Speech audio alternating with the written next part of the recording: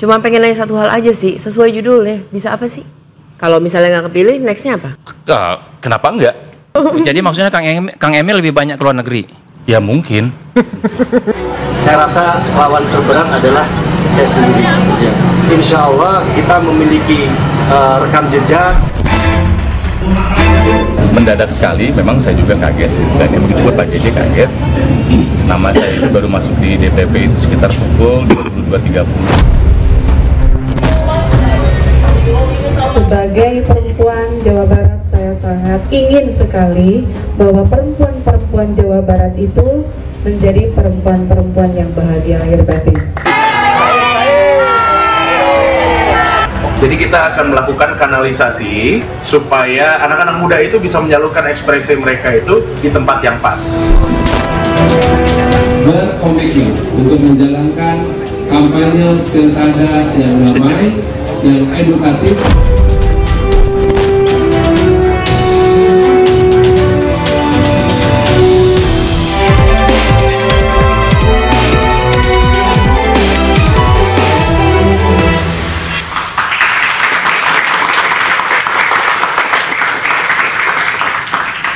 Selamat malam pemirsa, panggung besar pilkada kini sudah kita masuki dan deretan artis pun kembali tampil.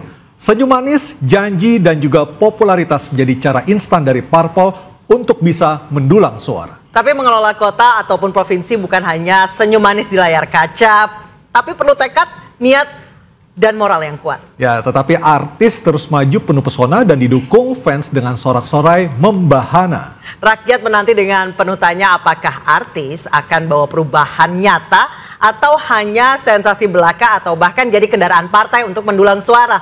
Bersama saya Anissa Dasuki. Dan saya rekannya Anissa Dasuki, Aryo Ardi. Inilah interupsi, artis nyalon pilkada bisa apa?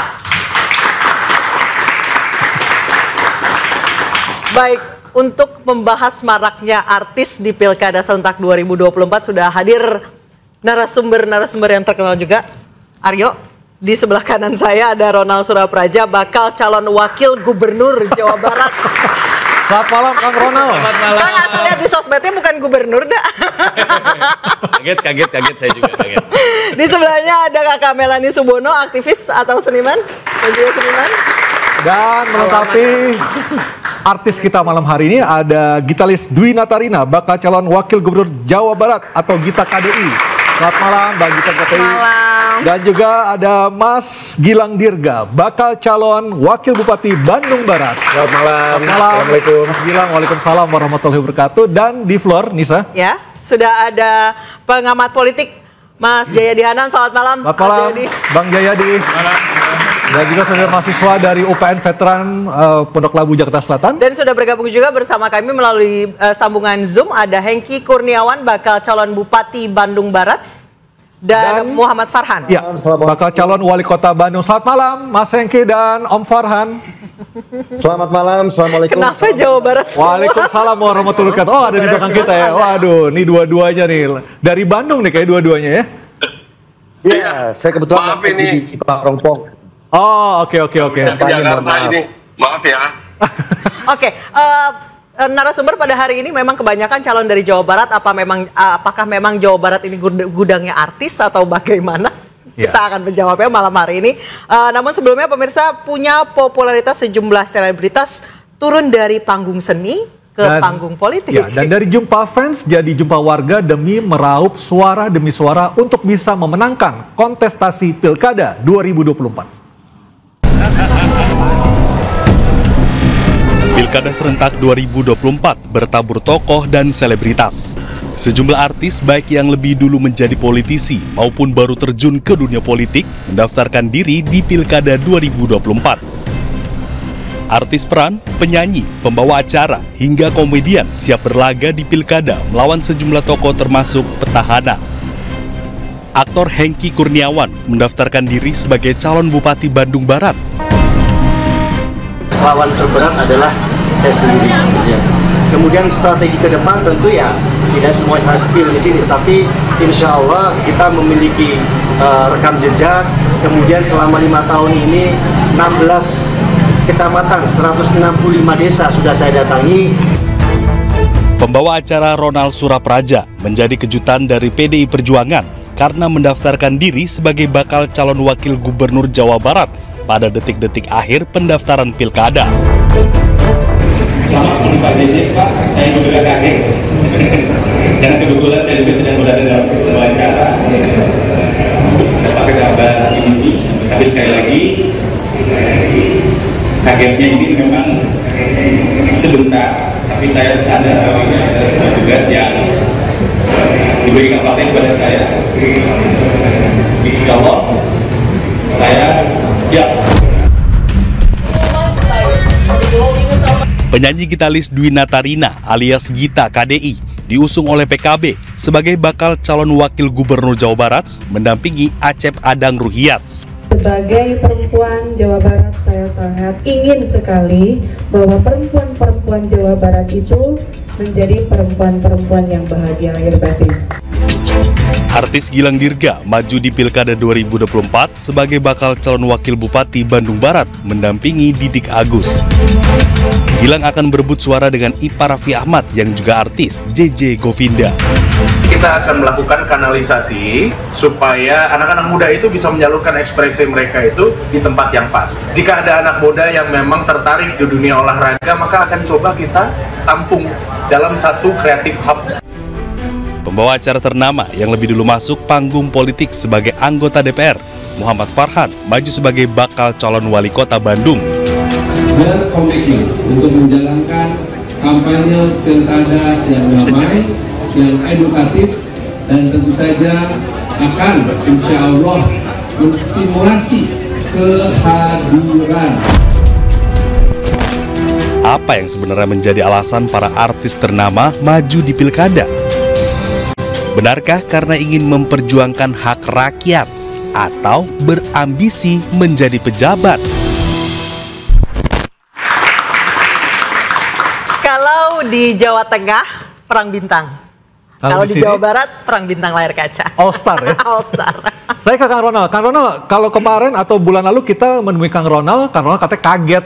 Lagi habis manggung, tiba-tiba disodori, mau nggak Ronald maju sebagai bakal calon wakil gubernur Jawa Barat? Masih kaget nggak sekarang? Udah nggak. Udah nggak? Kaget di hari itu aja lah. Habis itu ya udah harus terbiasa. Tapi sebenarnya siap nggak sih Kang Ronald buat maju? Harus siap. Harus siap? Harus siap. Dengan segala waktu yang terbatas ya saya bilang saya harus siap.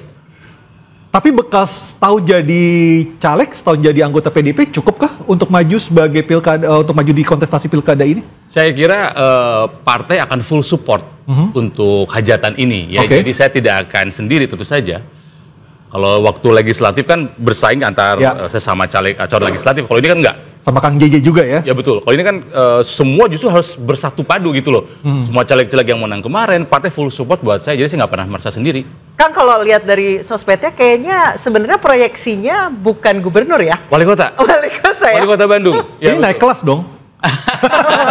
Ya mungkin seperti itu kali. Tapi surprise ya berarti ya? Oh kaget. Kaget ya? Karena memang saya rencananya kalau niat dari awal memang pengen jadi wali kota Bandung. Bandung kota kelahiran saya, kota yang paling saya cintai gitu kan ya. Jadi belajar, kalaupun iya kan dari tingkat 2, naik tingkat 1, ke tingkat nasional. Tapi mungkin nggak semua orang mendapatkan akselerasi kayak saya. Jadi ya kaget juga sih sebetulnya. Cuman ya saya kira bahwa ini udah rencana Tuhan udah pasti pilihan yang terbaik. Ya udah kita ikutin. Oke, Mas Gilang, kalau tadi Kang Ronald kaget, Mas Gilang kaget nggak dicalonkan untuk Kabupaten Bandung Barat? Kalau saya sih memang dari awal tidak kaget. Karena? Karena memang saya percaya bahwa ini adalah momentum. Pilkada ini sebuah momentum di mana kontestasi di politik itu kan sendiri berlangsung selama 5 tahun sekali. Dan saya perlu disclaimer juga di awal bahwa sebelum kontestasi pilkada ini dilaksanakan, saya kan juga telah mengikuti kontestasi pileg dan menjadi juru bicara Ganjar Mahfud saat itu. Ya. Jadi pilkada tahun lalu ya? Tahun lalu ya? Pada saat ini. Ya. Dan mengenai pembicaraan tentang politik sendiri sebetulnya sudah berlangsung mulai dari 10 tahun yang lalu. Dan paling intens dengan teman-teman artis yang sudah lebih dulu masuk ke dunia politik. Meskipun masuk ke PKB baru tahun ini ya? Sebetulnya bukan PKB, P3. Oh sorry, P3 baru tahun sampai ini. dengan saat ini saya memang masih berKTP P3.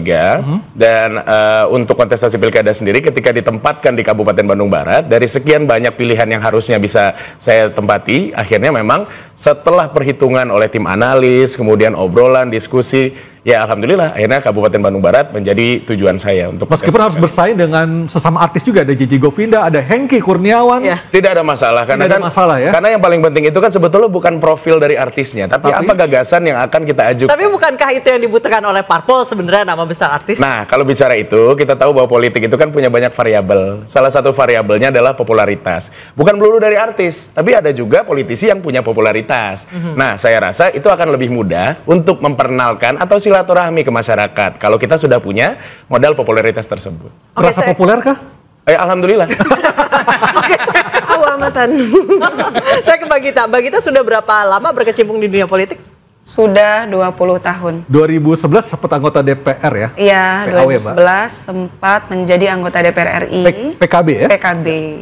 Jadi alhamdulillah ketika saya dicalonkan sebagai wakil gubernur Jawa Barat oleh PKB, sebetulnya bukan hanya populer yang saya andalkan, tapi sebagai kader partai yang sudah 20 tahun di politik, otomatis sudah tahu dinamika politik seperti apa dan pengabdian kepada masyarakat seperti apa. Oke, tapi PKB ini nampaknya percaya dirinya luar biasa di Jawa Barat ya, karena ini juga berkah dari putusan MK terakhir. Betul. Akhirnya bisa mencalonkan diri satu partai saja ya. Satu partai saja, iya betul. Kenapa nggak bisa kolaborasi atau koalisi dengan partai lain?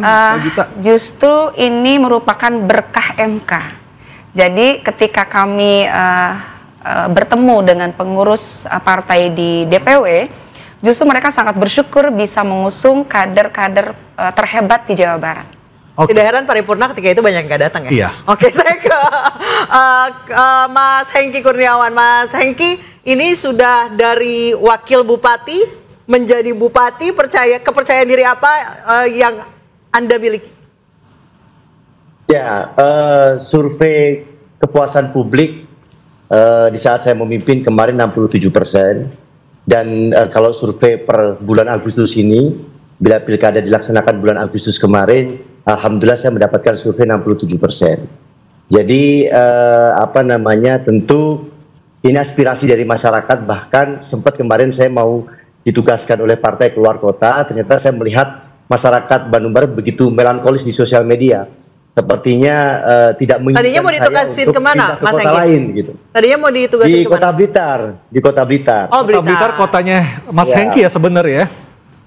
Iya, ada simbol Bung Karno di sana. Oke, tapi pertanyaan saya adalah ketika Anda tadi mengatakan Anda populer, tapi faktanya ketika kemarin pemilu legislatif Anda gagal terpilih, kalah dari Nico Siahaan, kalah dari Meli Guslo kalau saya tidak salah di dapil yang sama.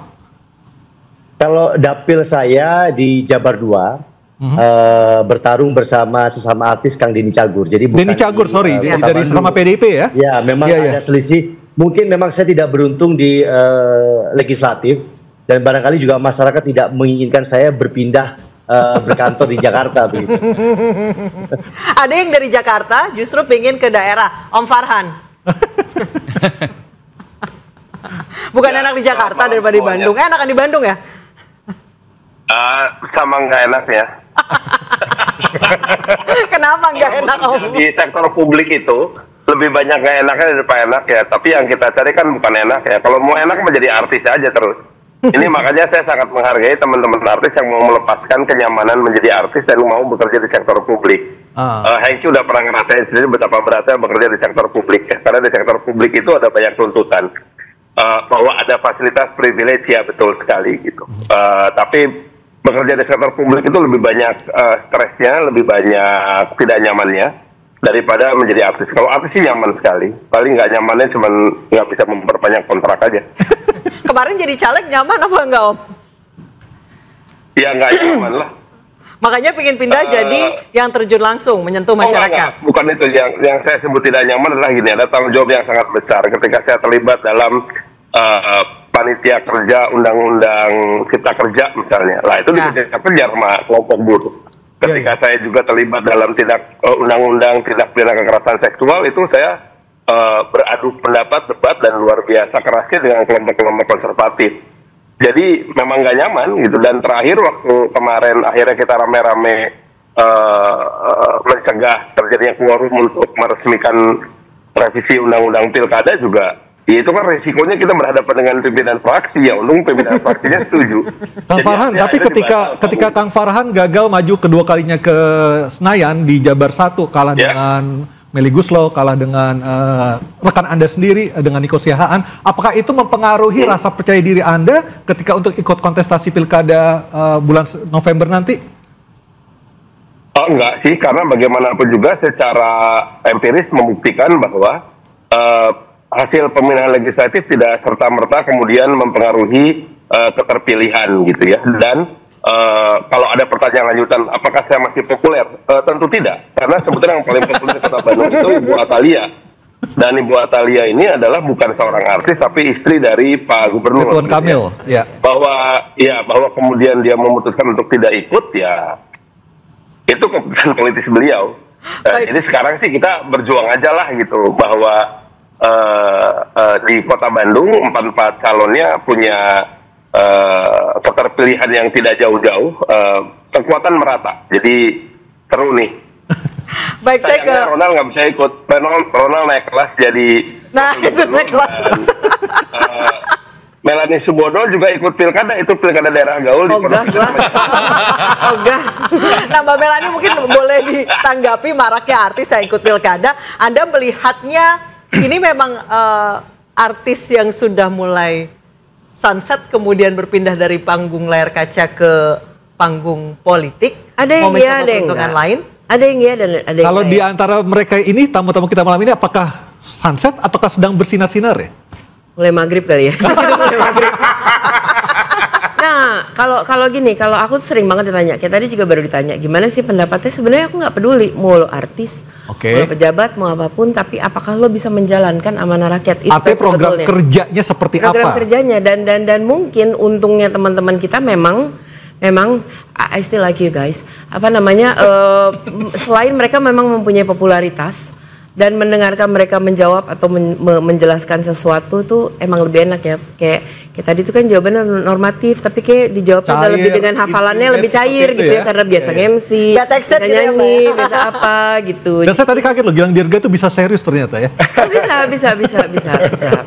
Iya, cuman mungkin ini ya, kayak tadi diajak ke sini tuh aku udah mikir kan, apa yang mau tanyain apa. Cuman aku berpikir pasti mereka juga udah punya program, udah dikasih briefing, udah dikasih apa gitu segala macamnya. Kayak kalau hari ini aku disuruh nanya, cuma pengen nanya satu hal aja sih, sesuai judulnya, bisa apa sih? Silakan Kang Ronald dijawab. Ronald dulu, sebenarnya bisa apa? Yang bukan jawaban normatif, bukan abstrak, bukan briefingan, bukan tapi yang visi konkret dari partai ya, Mbak? Bukan visi misi, itu ngafalnya cepet deh. Aku yakin teman-teman seniman ngafal gituan cepet. Bisa apa sih? Bisa mendengar kalau saya. Iya, tapi semua orang juga bisa mendengar. Bahkan yang teratas itu pun bisa mendengar, belum tentu dengarnya itu nembus untuk menjadikan itu sebuah tindakan atau aksi. Iya, betul nggak? Dan kebijakan buat rakyat ya. Iya. Karena kadang-kadang datang dengan bukan independen, otomatis kan ada partai, ada segala macam, nantinya akan kejedukan rakyat pengennya begini, tapi kita tetap harus ngikut partai, mau tidak mau. Gue boleh jawab duluan nggak itu? Oke, mungkin sebelum dijawab lagi sama Mas Gilang Dirga dan juga Mbak Gita Kadi, nanti kita akan break dulu nih, Oke, siap. Kita akan kembali, nanti saya juga ke Mas Jayadi ingin bertanya banyak hal, kami akan kembali saja.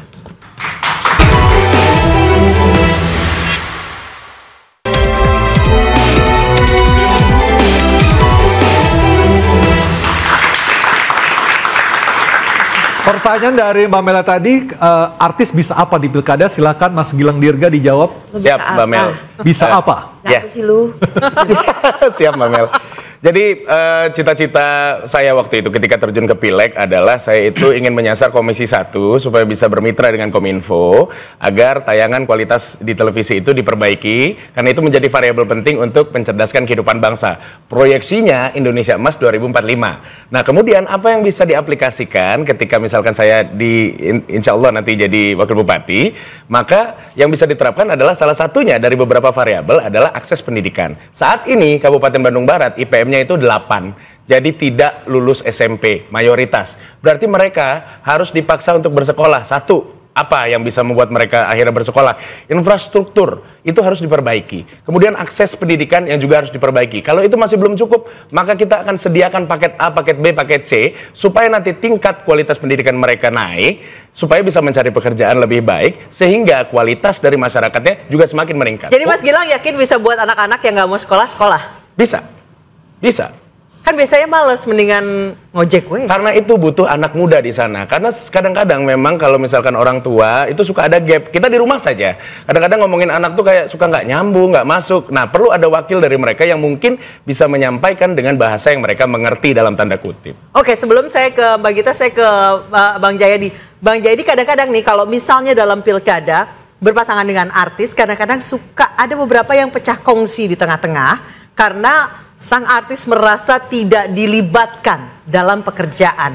Berarti bisa dibilang terbukti partai politik mempergunakan mereka hanya sebagai jangan ya udah gitu sebagai pengumpul suara atau vote-getters. Pengumpul suara. Iya, kalau kan pertanyaannya bisa apa kan? Iya. Bisa apa itu harus dijawab dengan 2 level kan? Level pertama di kampanye, level kedua kalau dia terpilih kan gitu. Iya. Nah, yang pasti minimal artis dengan asumsi dia sudah populer, pertama bisa bantu kemenangan. Ya kan? Yep. Yang kedua bisa bantu komunikasi dalam kampanye seperti kata Mbak Mel tadi. Nah, lalu bisa apa yang kedua yang dijawab oleh Mas Gilang tadi? Sebenarnya di Kak Gilang sebenarnya nih. Ada sesama Wong Kito ya? Wong Kito, ya. Kalau saya adik kan. Yep. Itu kan sudah setelah dia terpilih gitu. Ya, setelah dia terpilih gitu. Jadi kalau setelah terpilih memang harus punya program. Bagus tadi programnya. Mudah-mudahan nggak ngapal tadi kan. Ngapal juga nggak apa-apa, tapi nanti berikutnya adalah itu program dananya mau dari mana misalnya, dari mana. Jadi kalau bisa apa tuh harus ke sana, dananya dari mana, gimana cara dapatnya, berapa dana yang harus disediakan. Ingat di daerah itu di Indonesia ini 70% APBD itu untuk bayar gaji. Habis ya? Habis. 30% paling untuk infrastruktur, untuk pembangunan lah gitu. Lalu mau ngandalin pendapatan asli daerah misalnya. Pendapatan asli daerah itu paling 10%, 15% dari total budget itu. Jadi itu tantangannya yang harus didalami lebih jauh. Kalau mau bisa apa di level kedua. Tapi kalau di level pertama untuk kampanye, membantu kemenangan, membantu komunikasi, itu saya kira teman-teman ini. Tapi sebenarnya banyak yang kerjanya juga nggak direken. Nah itu yang pertanyaannya Mbak Anissa tadi. Itulah tadi. Kalau memang artis misalnya diminta untuk hanya membantu kemenangan dan untuk kampanye, setelah itu kemudian yang berkuasa kan pejabatnya, yang nomor satunya. Kecuali kalau dia nomor satu ya, seperti Mas Hengki kan dari wakil bupati sekarang naik ya, jadi nomor satu. Kan dia yang nentuin nanti, selain partainya juga ya. Jadi kalau itu kan bisa berpengaruh dia, bisa. Nah tapi yang pecah kongsi itu bisa terjadi seperti itu.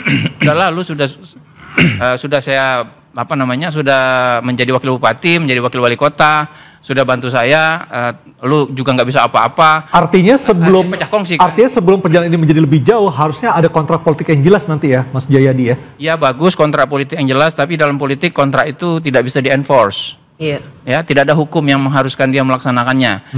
Tapi itu yang penting. Gini, seorang artis, menurut saya, pertama memang sudah punya modal popularitas, tapi terbukti di pemilu legislatif yang lalu dari sekitar 70-an artis yang nyalon itu cuma 21 yang jadi kan?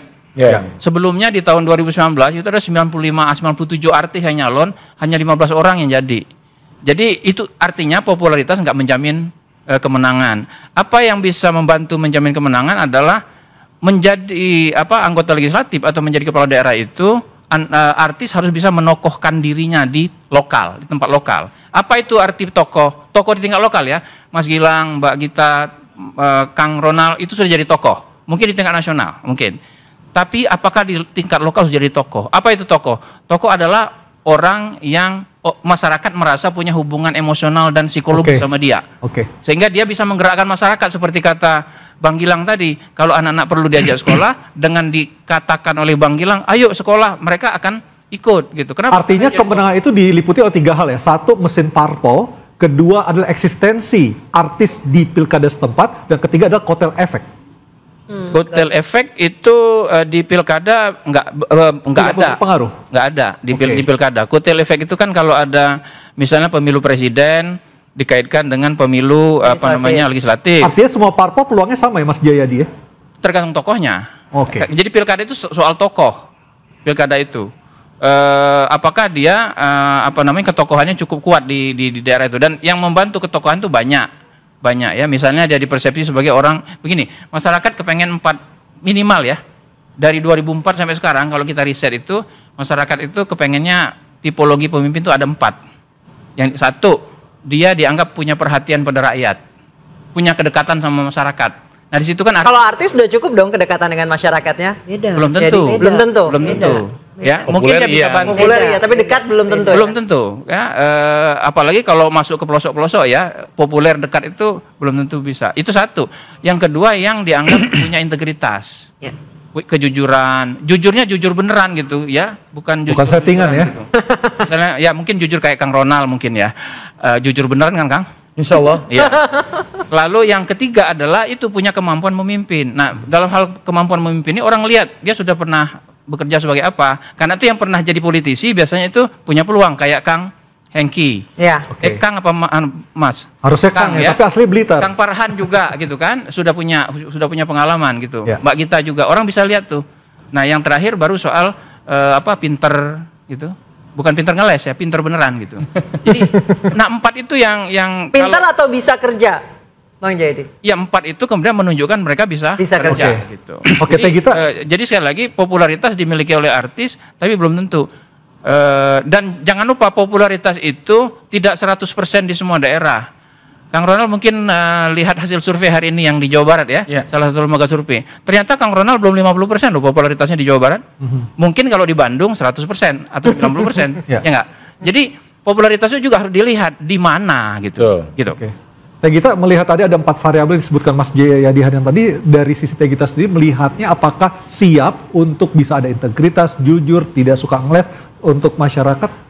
Ya, insya Allah, karena memang selama menjadi artis, Teh Gita itu memang selalu berkomunikasi dengan masyarakat. Jadi tidak pernah pure hanya bernyanyi, tapi Teh Gita ini senang bincang, bahkan bertanya apa sih keluhan di masyarakat. Ini sudah terjadi sebelum saya dicalonkan. Pernah nggak ada keluhan dari masyarakat terus ada sebuah tindakan nyata akhirnya untuk memberikan solusi yang nyata bagi kebutuhan masyarakat? Oh ya, seperti kemarin saya ketemu dengan masyarakat di Garut.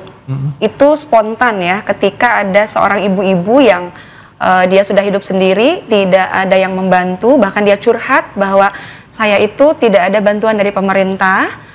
Nah, dari situ saya langsung beraksi, action, bukan karena pencitraan karena mau menjadi wakil gubernur ya, tapi kita selaku warga Garut kemarin itu, jadi saya memberikan uang untuk membantu ibu tersebut, dan saya memberikan pesan kepada pemerintah setempat untuk lebih memperhatikan. Itu pribadi? Dana pribadi? Itu pribadi. Jadi karena mungkin jiwa saya ini dari dulu karena pernah menjadi anggota DPR RI, sehingga muncul jiwa kepemimpinan saya itu alami saja gitu. Jadi banyak yang minta Teh Gita nyalon dong, Teh Gita nyalon dong. Nah itu kan menjadi motivasi juga buat saya. Daerah mana Teh Gita waktu itu? Teh Gita itu diminta untuk calon bupati, wakil bupati itu di Garut, di Pangandaran, di KBB, termasuk di Indramayu, di Majalengka gitu. Jadi karena mungkin sudah sedikit banyak tahu tentang sosok Teh Gita. Ya. Kang Ronald, kalau bagaimana cara Kang Ronald untuk memudarkan atau menepis stigma dari masyarakat artis itu cuma jual popularitas, cuma jual tampang, cuma jual kepopuleran saja, padahal lebih dari itu dibutuhkan sebagai calon wakil gubernur Jawa Barat, Kang Ronald? Iya, nama saya Ronald. Tahu diambil dari mana? Dari Ronald Reagan. Dulu aktor film cowboy yang akhirnya menjadi gubernur California dan menjadi presiden ke-40. Amerika Serikat yang membawa Amerika melewati masa era perang dingin 2 periode. Saya kira satu-satunya cara untuk menepis artis nggak bisa kerja adalah dengan membuktikan bahwa memang bisa kerja, bisa twist dari dunia hiburan, nggak berarti nggak dimanfaatkan apa yang didapatkan dalam dunia hiburan ketika masuk politik, malah menjadi satu kekuatan. Betul, popularitas itu penting, tapi di satu sisi isi kepala juga penting, gitu kan? Makanya saya sih gimana cara nge-switch-nya, Kang? Oh, dengan untuk kontestasi Pilgub saya sudah melepas semua pekerjaan dunia hiburan saya. Maksudnya semua job ditolak gitu? Yes. Oh ya? Ya. Untuk fokus. Itu salah satu cara saya totalitas. Saya nggak akan kebagi konsentrasi saya dengan dunia hiburan. Tidak merasa rugi, Kang, buat modal kampanye? Nama juga perjuangan. Pengorbanan, saya siap. Untuk sebuah nilai-nilai yang saya percayai, saya siap. Kalau, iya. Besok misalnya nggak kepilih nih, terus mau apa yang balik ke hiburan? Kenapa enggak? Kalau misalnya nggak kepilih, nextnya apa? Kan saya punya, ada kuliah yang belum selesai, harus saya selesaikan, tertunda, nggak lulus. Dari 2022 ya kan? Udah masih dibahas ya. Dunia hiburan juga masih menunggu saya kok, karena ada beberapa tempat kerja yang ada beberapa ada stasiun TV yang tenang Kang kalau nggak balik, tapi kita doakan jadi, kalaupun nggak silakan balik lagi, kami dengan senang hati menanti. Kalau penasaran soalnya, kalau memang berniat karena gue pengen bikin ini untuk rakyat, pengen bikin ini untuk rakyat, pengen, kok nggak kepilih, kenapa nggak bikin program sendiri, kenapa balik ke entertainment gitu? Emang nggak bisa sambil bareng? I don't know, you don't say it. Bisa. Karena tadi plannya nggak ngomong itu. Bisa. Okay. Bakal diterusin plannya. Insya Allah. Nice. Bisa. Oke, saya mau ke Om Farhan dulu karena kalau tadi menyambung. Om Farhan sudah terputus. Oh, sudah terputus. Kalau misalnya nanya ke Mas Hengki, bisa apa? Sebenarnya sudah dijalankan ya Mas ya? Gimana cara nge-switch-nya? Tapi dulu sebagai wakil ya. Suara saya jelas ya Mbak? Jelas. Oke, jadi saya menjabat sebagai bupati itu 2 tahun. Jadi saya ini termasuk kepala daerah angkatan COVID-19. Jadi selama 2 tahun itu saya fokus bagaimana kita menyelamatkan nyawa manusia. Target vaksinasi, kemudian pemulihan ekonomi. Nah dulu Bandung Barat sebelumnya kita capaian vaksinasinya terendah di Jawa Barat. Alhamdulillah berkat kerja keras semua pihak, kita akhirnya juara 1 tingkat kabupaten di Jawa Barat. Nah pengalaman saya di dunia entertainment yang biasa kita syuting kerja tayang pagi, siang, sore, dan malam, kita aplikasikan pada saat vaksinasi. Jadi vaksinasi bukan hanya dilaksanakan pada pagi, siang, dan sore, tapi malam juga kita laksanakan standby di masjid-masjid.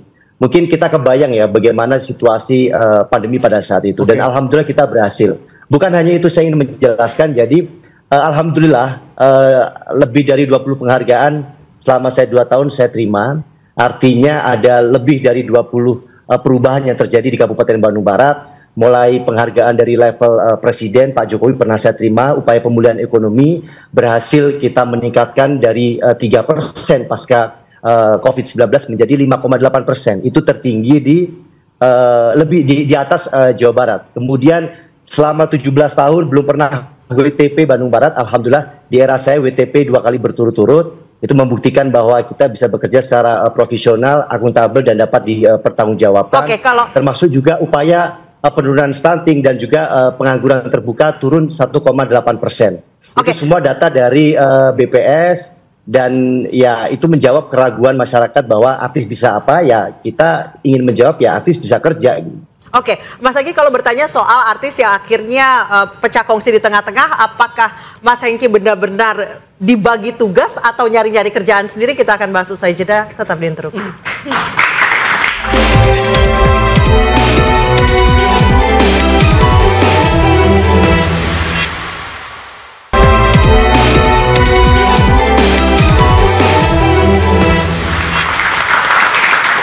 Saya mau ke Kang Hengki Kurniawan lagi. Kang Hengki, apa program andalan Anda yang bisa Anda tawarkan kepada pemilih yang Anda yakinkan bisa mengantarkan Anda untuk menjadi Bupati Bandung Barat? Ya, pemimpin harus terus berupaya bagaimana meringankan beban masyarakat. Kebijakannya harus bisa membuat masyarakat hidup. Alhamdulillah selama 5 tahun ini, baik menjadi wakil bupati maupun juga bupati, sudah 165 desa saya datangi. Pada saat Milangkala juga saya selalu diskusi dengan Pak Kades, menyerap aspirasi. 16 kecamatan juga saya datangi. Insya Allah memahami apa yang menjadi kebutuhan masyarakat Kabupaten Bandung Barat. Sehingga hari ini yang saya tawarkan adalah program-program yang insya Allah menjadi ranking pertama yang dibutuhkan masyarakat, yaitu persoalan infrastruktur. Dan alhamdulillah di era saya, meskipun menggunakan skema SMI, kita memperbaiki jalan lebih dari 62 km sebesar 300 miliar. Ini salah satu solusi masalah transportasi di wilayah selatan terselesaikan. Oke, saya mau ke Mas Gilang Dirga. Mas Gilang, komparasi dari Anda dan juga pasangan Anda, program terbaik yang Anda tawarkan untuk bisa mengalahkan Hengki Kurniawan dan juga calon lainnya di Bandung Barat apa? Ya, sebetulnya kami punya program yang namanya Benahi, dan masing-masing dari huruf Benahi itu terdiri dari kalimat-kalimat yang berisikan misi program tersebut. Mungkin nanti panjang atau akan dijelaskan di sini. Tapi yang bisa kami pastikan adalah bahwa Pak Didik, calon bupatinya, dan juga saya sendiri sebagai wakil bupati, kami bisa jamin bahwa kami kompak dan tidak akan ada perselisihan nanti pada saat di tengah-tengah masa jabatan. Oke, saya sama Aryo sekarang mau istirahat dulu. Saya serahkan pertanyaan-pertanyaan ke Bang Jayadi dan Mbak Belani. Bang Jayadi silakan. Aku dua kali nanya. Mau bertanya dengan 4 calon kepala daerah di sini. Di Bandung Barat dan Jawa Barat. Iya bener. Iya juga ya. Iya juga. Iya. Kayaknya fenomena artis nyalon di Jawa Barat kayaknya ya. Betul. Kenapa Jawa Barat ya? Ini Jawa Barat semua. Iya makanya. Ya. Sengaja nggak tuh? Gak mau kalah sama perang bintang ini Jawa Tengah. Iya. Ini bintang juga. Tadi bintang layar kaca. Ya sama saya kira tadi Mas Gilang atau Kang Gilang, kalau di Bandung Barat kan harus dipanggil Kang ya, mengatakan bahwa soal pendidikan ya yang jadi prioritas. Salah satu dari sekian banyak misi yang kami punya. Kalau boleh kita ranking 3 masalah utama yang ada di Bandung Barat yang menurut Anda paling harus segera diselesaikan dengan cepat gitu. Ya, yang pertama sekali itu adalah nomor 3 dulu ya. Nomor 3 pendidikan. Nomor 2 infrastruktur, nomor 1 korupsi. Karena Bandung Barat itu hat-trick. Semua pemimpinnya 3 kali sudah ditangkap oleh KPK karena kasus korupsi. Nah, kenapa kok korupsinya bisa sampai hat-trick itu? Ya, mungkin bisa ditanyakan ke yang... Kang Hengki, silakan dijawab Kang Hengki. Ya, saya rasa integritas itu penting ya dalam memimpin sebuah daerah ya. Dan kita sepakat bahwa korupsi itu adalah musuh kita bersama, musuh negeri ini. Jadi kalau kita ingin maju, kita harus menjaga integritas. Ya, pemimpin-pemimpin sebelumnya ya mungkin lalai sehingga kewenangan yang dimilikinya tidak dipergunakan sebagaimana mestinya. Nah, kalau saya alhamdulillah selalu dalam kontestasi pilkada ini tidak memutuskan menggunakan cara-cara kotor, money politik, karena itu cikal bakal korupsi, dan menurut saya pemimpin yang baik harus dihasilkan dari proses demokrasi yang baik. Kemarin waktu jadi Bupati Bandung Barat habis berapa ya, Kang Hengki ya? Itu gua. Nggak besar ya, mungkin di bawah 1 M. Percaya nggak percaya di bawah 1 M. Masa? Iya, karena memang itu yang didaftarin apa yang real, Kang Hengki? Jadi saya mengalokasikan anggaran kampanye itu ada batasnya begitu, sehingga yang paling banyak saya lakukan adalah turun ke masyarakat, mohon doa restu, sesekali juga menyampaikan visi misi, ngobrol, diskusi dan lain sebagainya, menyerap aspirasi. Saya rasa itu yang jauh lebih mengena di masyarakat, termasuk kita memberikan edukasi terkait ya money politik tadi. Gitu. Baik, saya persilakan Mbak Melani untuk bertanya. Oke, iya, money politik, iya mau bicara money politik, tapi politik needs money ya, pastinya gitu kan.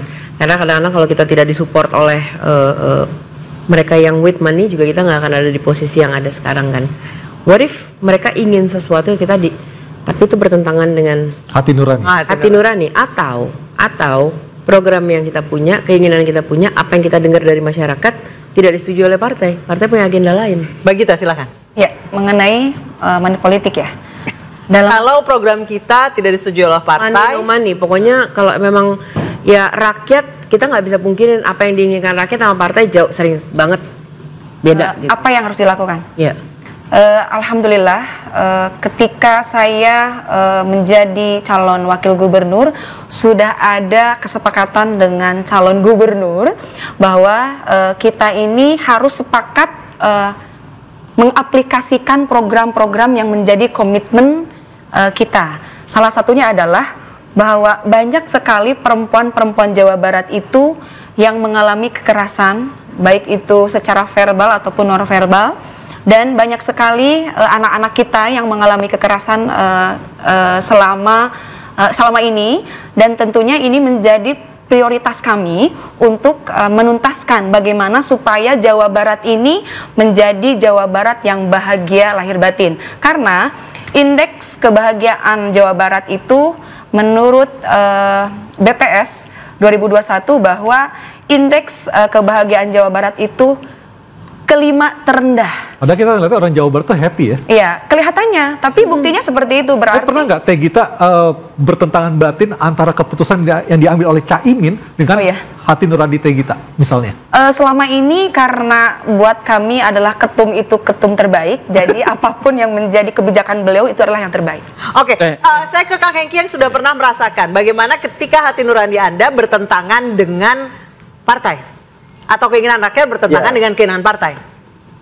Kebijakan itu tidak boleh ada intervensi politik ya, dalam tanda negatif begitu ya. Tapi sejauh ini yang saya alami selama 2 tahun menjabat sebagai bupati yang memiliki kewenangan, tidak ada intervensi politik yang negatif ya. Kita menjaga komunikasi yang baik dengan legislatif, dengan teman-teman dewan, partai. Jadi politik itu harus kolaborasi. Jadi bagaimana komunikasi pimpinan saya rasa mempengaruhi kebijakan yang akan kita buat. Sama sekali tidak ada intervensi politik yang negatif di Bandung Barat. Kalau ada tuannya tuh siapa? Oke, kita akan kembali dengan jawaban-jawaban dari para calon pilkada serentak 2024. Saya jeda, tetap diinterupsi.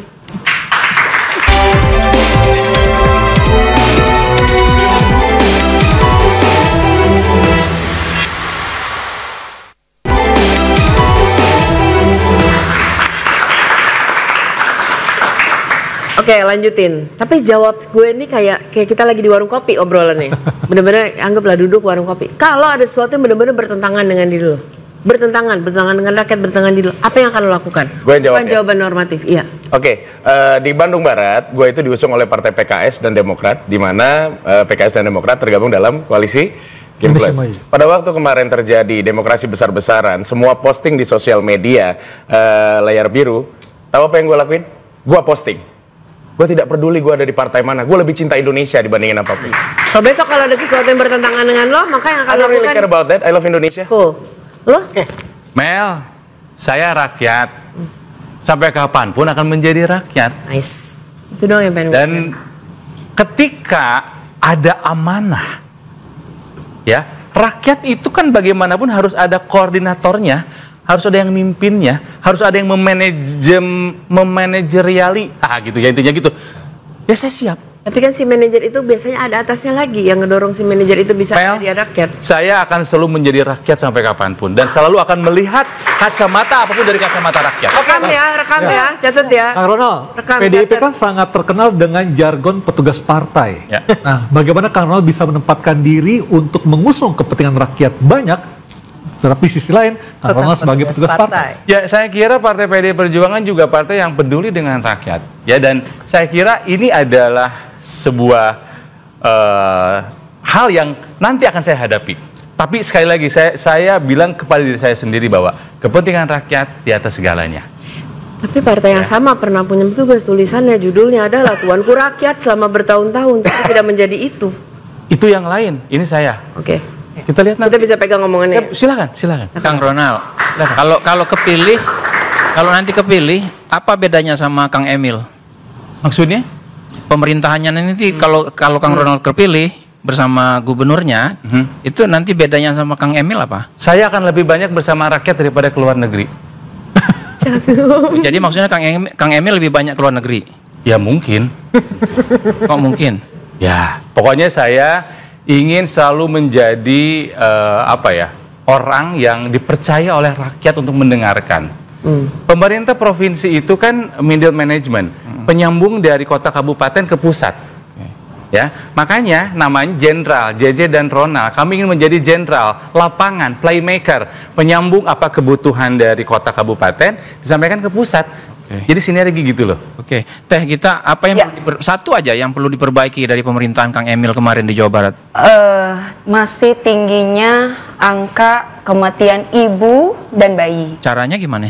Dengan meningkatkan atau membangun kualitas kesehatan dan membangun klinik kesehatan di setiap kabupaten dan kota berbasis kecamatan.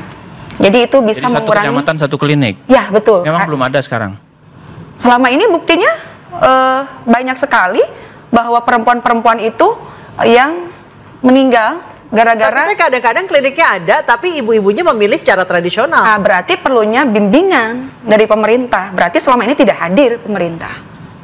Pemerintah tidak hadir artinya apa? Artinya gubernur tidak bisa bekerja maksimal menyerap aspirasi masyarakat? Iya tentu, kita kan melihat dari bukti data dari Kementerian Kesehatan bahwa pada tahun 2022 banyak sekali kematian ibu atau yang disebut AKI, angka kematian ibu itu sekitar 154 per 100.000 kelahiran hidup. Oke, Mas Jayadi, singkat saja, Anda melihat nanti pilkada di Jawa Barat ini baik untuk tingkat bupati maupun tingkat gubernur akan seperti apa pertarungannya dan juga rivalitasnya? Kalau di tingkat provinsi tampaknya sebetulnya tidak ada petahana ya, harusnya itu lebih kompetitif. Ya. Tapi untuk sementara data-data menunjukkan Kang Deddy yang leading. Ya, salah satu problemnya adalah walaupun banyak artis yang ikut, ternyata tingkat popularitasnya tidak merata. Baru Kang Deddy yang cukup merata. Itu sementara data-datanya. Jadi tantangannya adalah Teh Gita harus tidak hanya jago kandang di Garut, Kang Ronald juga tidak hanya jago di Bandung dan seterusnya. Kalau untuk yang hadir aja ya. Kalau untuk Kang Gilang saya kira dia berhadapan dengan petahana. Tantangannya adalah apa sih bedanya dia sama petahana gitu. Petahananya Kang Hengki gitu. Nah, tadi saya belum lihat ada bedanya. Belum terlihat ya. Kang Hengki misalnya tadi soal kemampuan dia untuk menyelesaikan masalah COVID, ekonomi dan sebagainya. Nah, Kang Gilang Dirga belum menunjukkan di mana tuh problem. Sebetulnya saya sudah menjawab. Sebetulnya tadi saya sudah menjawab, tapi mungkin harus di-highlight lagi. Jadi saya bicara mengenai harmonisme, mengenai keharmonisan antara kepala dan wakil kepala daerah. Karena jika atasnya saja sudah tidak harmonis, bagaimana masyarakatnya bisa kompak? Oke, saya ke Kang Hengki. Kang Hengki menyambung tadi pertanyaan Mbak Melani, pasti pernah mengalami pada saat idealisme bertentangan dengan kebijakan partai. Singkat saja. Singkat saja. Apa solusinya? Ya, kalau bertentangan dengan masyarakat, dengan kepentingan masyarakat, ya tentu tidak kita laksanakan. Nah, saya ingin menambahkan terkait petugas partai tadi. Petugas partai itu, Bu Ketua Umum selalu menyampaikan, kalian sebagai petugas partai harus bekerja untuk rakyat. Jadi itu jelas. Jadi bukan bekerja untuk kepentingan partai politik begitu. Nah, saya selama 2 tahun ini tidak melihat ada intervensi politik dalam tanda kutip negatif untuk kepentingan golongan tertentu. Mungkin beda ya dengan legislatif dalam, pada saat pembahasan undang-undang dan lain sebagainya, sangat berbeda. Jadi justru partai menginginkan bagaimana kadernya menjadi solusi program-programnya pro rakyat dan lain sebagainya gitu. Tidak ada termasuk ketahanan pangan juga instruksi dari partai. Kita tangkap maksud dan juga tujuan dari Kang Hengki. Ya, kami juga mohon maaf karena waktunya sangat terbatas. Terima kasih untuk para narasumber. Bertarung tanggal 27 November mendatang. Dan semoga sukses. Dan buat masyarakat Jawa Barat silahkan memilih sesuai dengan hati. Dan saya Aryo Ardi, terima kasih. Selamat malam dan sampai jumpa. Thank you, Kang. Terima kasih.